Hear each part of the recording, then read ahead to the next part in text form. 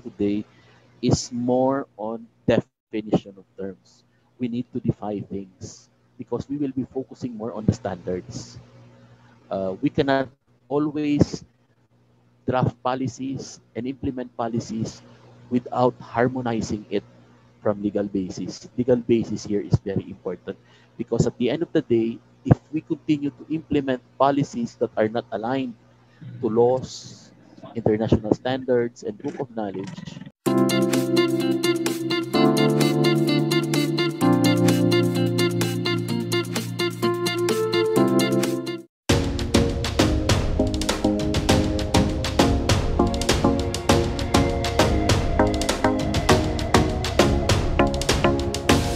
I think it will be all useless.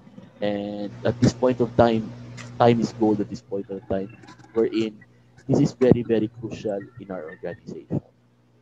Okay. So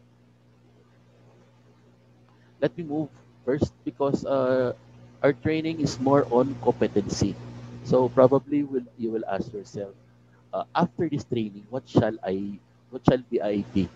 Will I be competent with the cybersecurity? Will I be competent with the cybersecurity framework, or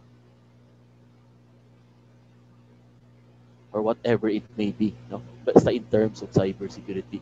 But when we talk about cybersecurity competency, it should be we are talking about being accountable, responsible, behind the decision-making process, behind the action in terms of cybersecurity. And by having those things, it is very important that we should be equipped with the knowledge and skills that is and the behavior that are fit and appropriate to deliver services and support to our stakeholders. And most especially, we will be able to try to regulate the cybersecurity level and the risk assessments that are being controlled.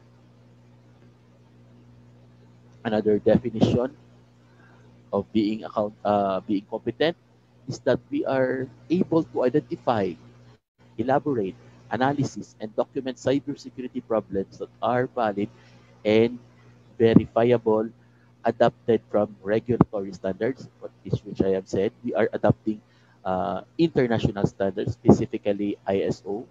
Then we also have regulatory guidelines, which the laws that are being provided. And sad to say and sad to know, these laws have been existing since 2012. And we are just trying to look at these laws in times of pandemic.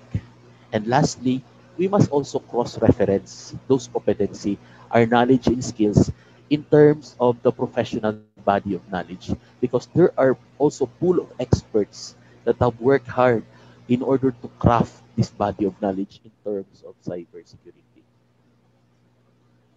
When we try to talk about being competent, we should make sure that that those are valid, verifiable, acceptable, actionable knowledge on cybersecurity are communicated with clarity, coherence, competence, based on stakeholders and goal of enterprise agreements of rules, standards, organizations, results, metrics, procedures, and technology. So we should cross-reference it. It is not possible that we should try to just rely on our stored knowledge. Also, we must have real understanding about the insecurity of cyber infrastructures. We should know how our infrastructures are created, those who are the people who are working inside it.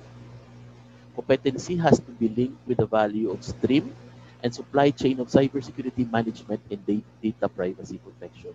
Because we always try to look at the scenario that when we try to buy a solution, it may be a hardware, it may be a software, we are already safe in terms of cybersecurity, and that is not cybersecurity. We must also be able to use data, report, analysis on cybersecurity that comes from a person or entity who analyzes the security vulnerabilities and creates exploitation that will breach the confidentiality, integrity, and availability of the targeted system. And lastly,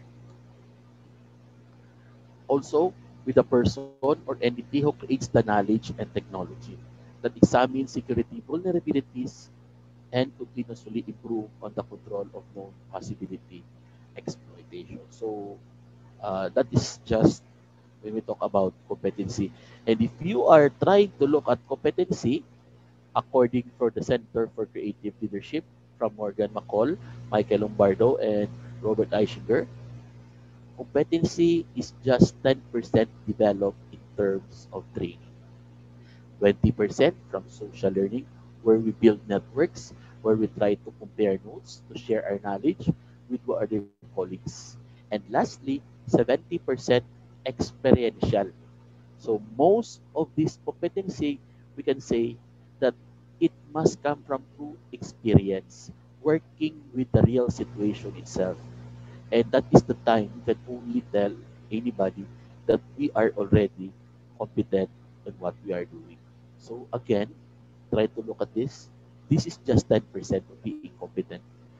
We must also try to link. So we are 173 at this point of time. This will create a great opportunity for us to share our knowledge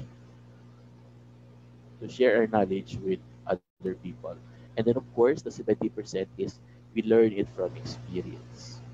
So I hope that I have given to you the definition of the competency building which we are about to partake. But then let me give you the rundown of what's gonna happen in the next few 5 days. Uh, Today we will be talking about regulatory context and practice standards. So this is quite, to be honest, is quite a little bit more boring because we have to define terms. We have to be familiar with the laws. What are those standards? And then tomorrow we will be talking about security risk management, how we will be able to identify risk. As what I have told you, there is no such thing as a perfect ICT infrastructure. It is always prone to attacks, and there will always be prone to attacks. So in this module, the cybersecurity risk management, we will try to take a look, no, where is the possible risk?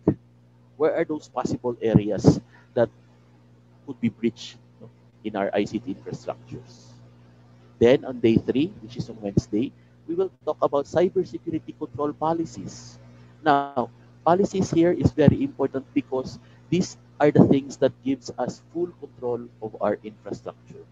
Without those policies present in our organization or unit, all of the things will be useless. And then, as I've said, we will try to look at those policies that are in harmony with number one, international standards, number two, the book of knowledge, and of course, number three, the existing laws. So since we are in the Philippines, we will try to take a look at those policies or laws that were crafted since 2012. And not being familiar with those things will not be able us to harmonize our policies that will be crafted. And then number four, since we do have control, we have already identified the risk, we will try to discuss what happened if there is a breach or there is an attack, if there is an incident that will happen. It there is no there is no such thing as a perfect ICT infrastructure which is not prone to attacks. There will always be prone to attacks. If we organizations are leveling up with our cybersecurity, hackers are also working double time. They are also working double time to take a look at our system, study our system, look into our system where they could take a breach or try to uh, steal data that they need to take. And lastly, day 5, which is the last day, which is, I believe, the shortest among the module, is the Security Operations Center. How do we operate now as a center? Having those identified the risk, having those identified, we have the control policies in place, we have identified how shall we take care of incidents if it will happen.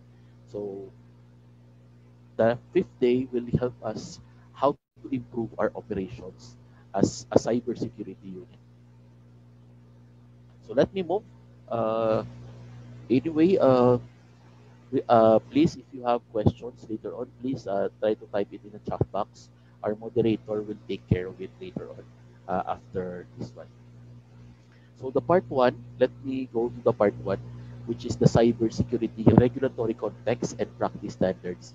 So before anything, we must make sure that we are very familiar with this regulatory context.